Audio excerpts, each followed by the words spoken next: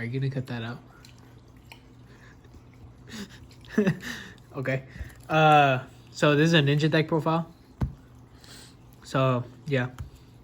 So you're starting off with the 3 Grandmaster Hanzos. So this guy's really good for normal summon, but you can also special summon him, and he will search out a ninja monster. But if you normal summon him, he searches out a Ninjutsu Art card, which is a spell or trap for the ninjas. Then you're gonna play 3 Mitsu. She's really good on field or in your hand. She's just free special summon as long as you control a ninja monster or a face down card.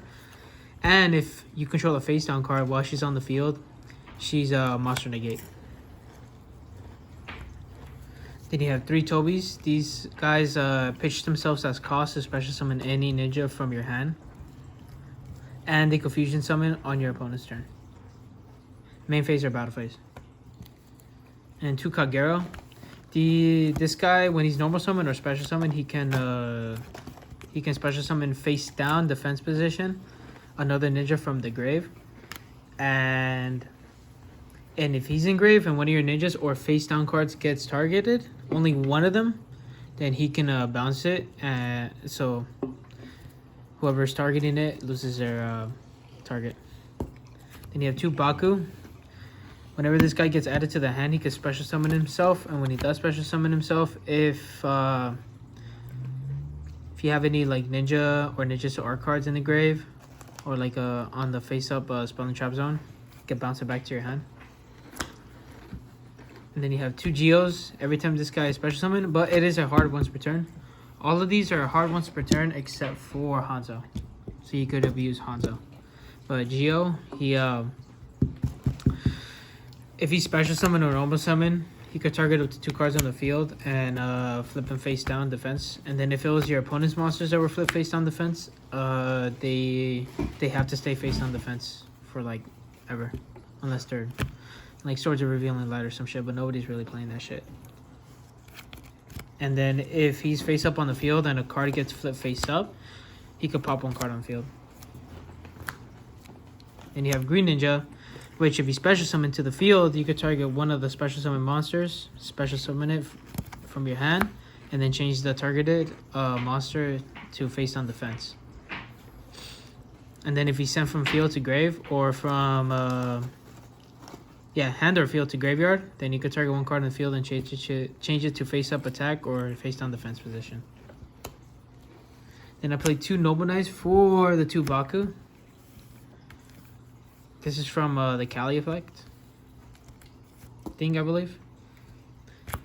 Yeah, so you use you banish this card from your hand and you add a Baku, and Baku special summons himself and does a whole thingy. So yeah. And then you could also, if you have a light monster in your grave, you could normal summon this card and banish that light monster from graveyard to draw 1 card. I played 1 Spear Mode and 3 Nibs because why not? You know? Spear Mode's good. I haven't bought another one and I just have 3 Nibs. So yeah. I would recommend just playing like 2 Spear Modes and something other than Nib, honestly. Going into the extra deck. Oh wait, no. Sorry. Going into the spells and traps. So I play 2 Book of Moon and 1 Book of Eclipse. You can switch up this ratio whatever you want. You're just going to want a 3 Books of Moon or 3 Book of Eclipse, whichever ratio you want.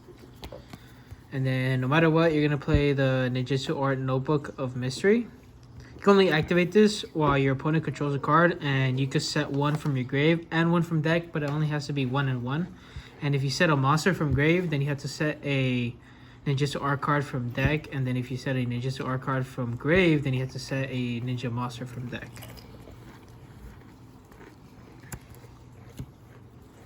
Two Iron Diggers. It's an equipped spell. And yeah, just adds 500. Equip it to any monster, as long as it can't be targeted. And it's treated as a ninja. Then you can also banish 1 ninja monster from grave, target 1 card on field, destroy it. So what I like to do is activate it, target my opponent's monster, then activates effect to banish and target the same monster to destroy it. And the banished material, once this gets taken off the field, since it was equipped to the monster that was just destroyed, this guy has a secondary effect, and I can special summon the ninja back that I banished. Play one hidden village and then Jitsu Arts. It's like every time, well, it's only once per turn, but if you special summon a ninja, you could add back any ninja monster or ninja art card from your grave to your hand, but you can't really you can't activate it again until the next turn.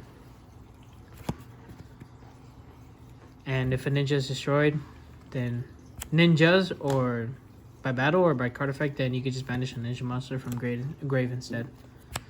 Then you have a Tachikame. I really like this one because once you start giving your opponent battle damage for each monster that you inflict that battle damage with, you could target one card your opponent controls and just destroy it. And then you have one instant fusion for Yamagaru, which I'm going to show later. One reinforcement because it's a one of, and one callback because it's also a one of. Then you're going to play 3 Dancing Leaves and 2 dupes, but I would recommend just playing 1 dupe and switching it out for whatever other card you want, like a Brick Egg or some shit. Now the extra deck. Play 3 Yamagaru. Hard once per turn. If this guy is summoned in essentially any sort of way, he can banish 1 ninja or ninjutsu art card from grave and target 1 card on the field and banish it. 3 Maizen. So if you control a face down, he can't be targeted by attacks, and then any effect that your opponent activates, you can special summon 1 ninja monster from the deck and face up or face down defense position, and it's a hard once per turn. And for these 2 fusions, Yamagaru and Maizen, you could use face down ninja monsters as a contact fusion. You don't really need to use a polymerization, you just gotta contact fuse. And then you have 1 ultimate grade insect by using a Iron Dagger. And he needs to. You could bring out an ultimate grade insect. It meets the requirements. Then I play 1 Cross Sheep for, well, the additional body. And 1 Dark Charmer, so I could take one of my opponent's dark monsters. 1 Nightmare Phoenix to destroy back row.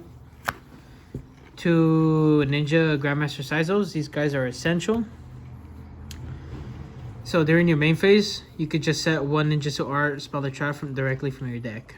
That's about it. And then if this card is pointing to any of the monsters, then it just can't be targeted for attacks nor by card effects.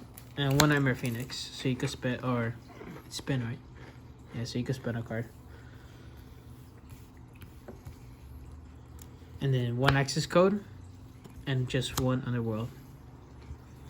And for the access code, it's really nice just to go into like a Cross Sheep and a Sizo, and then use both of them to summon into a access code. Activate access code's effect, target the Sizo, so it's at 43, and then you have essentially just 3 pops automatically off of that because of all the different attributes. Also, Dark Charmer is a different attribute alongside with, well, Phoenix. So you don't really have to worry about the attribute aspect, and you have a shit ton of free pops out of that.